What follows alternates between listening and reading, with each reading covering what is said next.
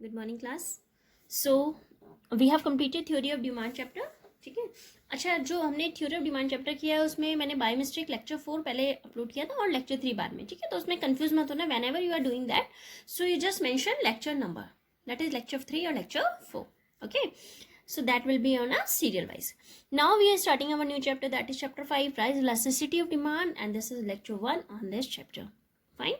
In this chapter we will study about concept of price elasticity of demand, measurement of price elasticity of demand, percentage change method and geometric method, relationship between price elasticity and total expenditure, and factors affecting price elasticity of demand. You will study these topics in this chapter. Okay, so this chapter involves some numerical questions based on price elasticity of demand. Price elasticity of demand have some questions that is numerical. Okay, so you have to do that. Now first starting from concept of price elasticity of demand. Price elasticity of demand होता क्या है? Okay, in the previous chapter we learned how quantity demand is related to own price of a commodity. हमने जो previous chapter में पढ़ा, हमने ये पढ़ा कि जो प्राइस डिमांड है, क्वांटिटी डिमांड है, वो अपने ही प्राइस से किस तरीके से रिलेट करती है, क्या रिलेशनशिप होती है दोनों में. Okay, we learn that decrease in own price of a commodity causing extension of demand, कि जब प्राइस किसी चीज के कम होते हैं तो उससे डिमांड इंक्रीज होती है. And when the increase in price then the contraction of demand will create. ठीक है ना.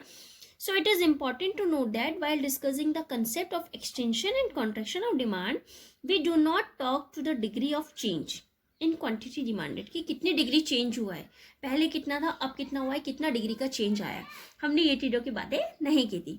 सो we only talk of the direction of change. हमने सिर्फ डायरेक्शन ऑफ चेंज के बारे में पढ़ा था.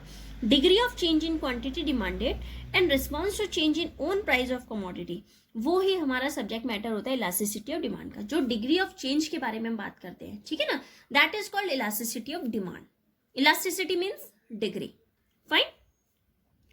So however, a notable point here is that while measuring the degree of change in demand in response to change in own price of a commodity, doesn't matter, we always consider percentage value, not the percentage change in own price of. हम सिर्फ percentage value को लेके चलते हैं, ये नहीं देखते कि कितना percentage में change आया है. Fine.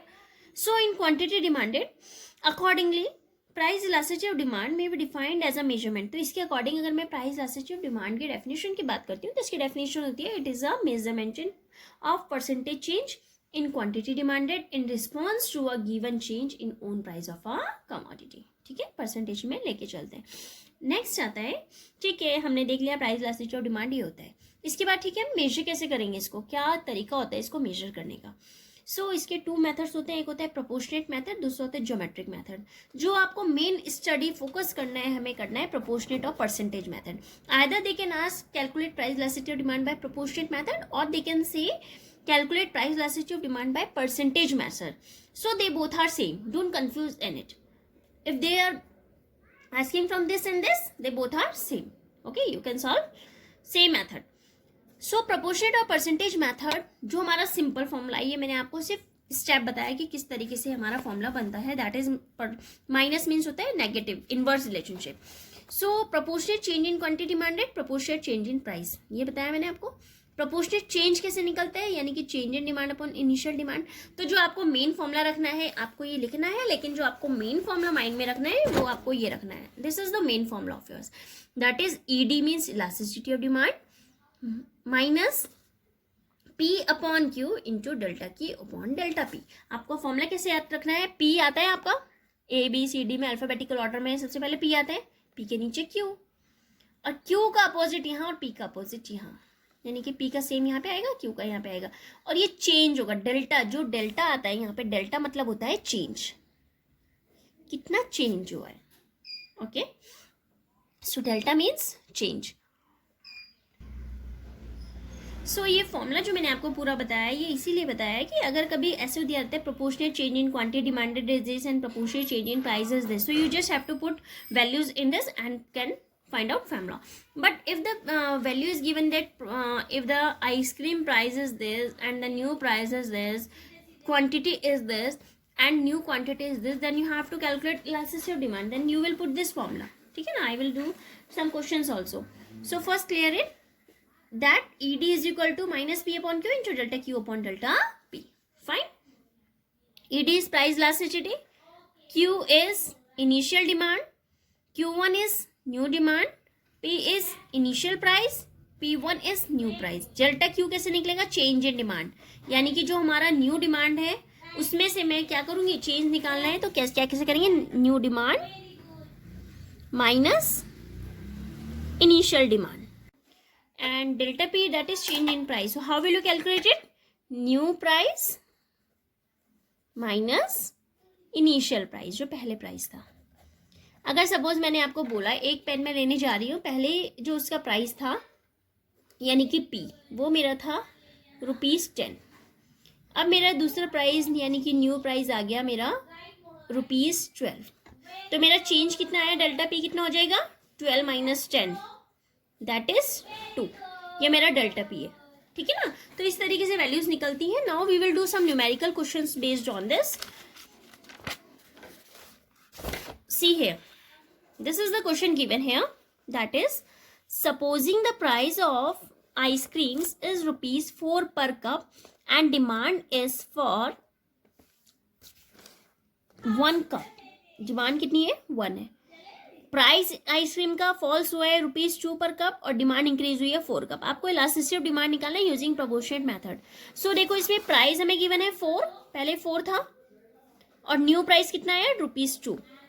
तो डेल्टा P निकालने के लिए P1 माइनस P2, ये नहीं देखना है आपने कि छोटी वैल्यू है या बड़ी है. ठीक है, either it can be small और लार्ज. सो P1 2 है तो डेट इज 2 माइनस 4, तो मेरा डेल्टा P कितना आया, माइनस का 2. Q दे रखा है मेरे को 1 कप, पहले कितना था 1 कप, अब कितना हुआ है 4 कप्स. तो Q1 कितना हुआ 4 cups. So delta Q will be Q1 minus Q. So 4 minus 1 is equal to 3 cups. Fine. You have to calculate ED का फॉर्मूला माइनस लगता है P upon Q into Q, यहाँ है तो ऊपर Q गया डेल्टा Q और delta P. बहुत इजी फॉर्मूला होता है.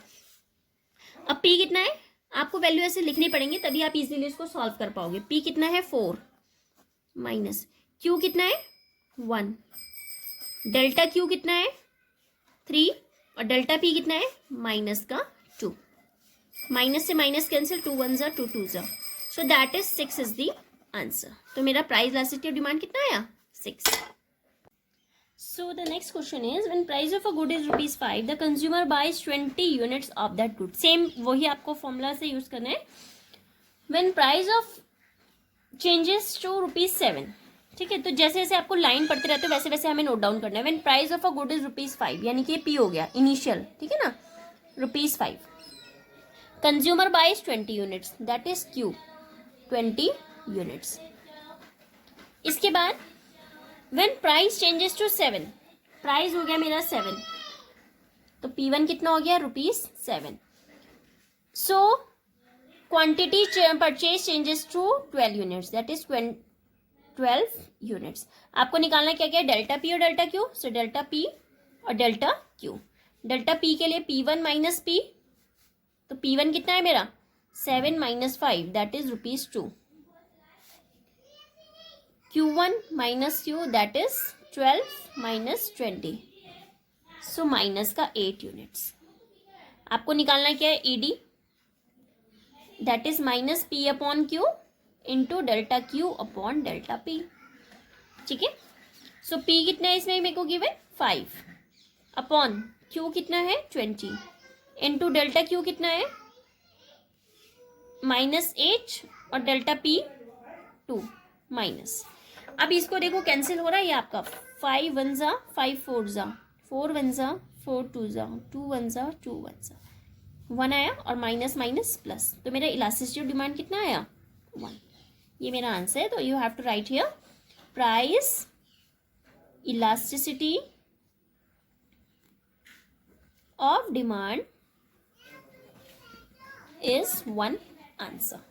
ठीक है, तो ये जो हमारे क्वेश्चंस हैं ये परसेंटेज वाले मेथड के. आपको पहले सिर्फ इसी मेथड से मैं आपको न्यूमेरिकल दूंगी, you have to solve it. Okay, after this we will start geometric method. Geometric method इतना इजी, इतना मतलब आपके सिलेबस में नहीं है, वो उससे नहीं पूछे रहेंगे क्वेश्चन. जो पूछे रहेंगे elasticity of demand proportion method से ही पूछेंगे. तो आप यही मेथड को अच्छे से याद करके रखो कि आपको ये वाले क्वेश्चन पूछे रहेंगे. मैं एक्सप्लेन कर दूंगी वो भी, लेकिन वो ज़्यादा इंपॉर्टेंट नहीं है. आपको जो मेन है वो यही है. ठीक है क्लास, इसी के बेस पे आपको क्वेश्चंस करने हैं. So thank you class.